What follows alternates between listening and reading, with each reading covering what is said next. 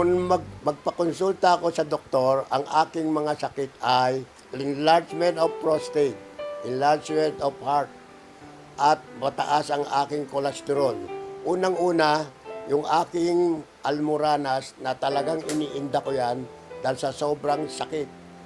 Hindi ako makatulog at hindi ako makaupo ng diretsyo kasi minsan dinudugo ako.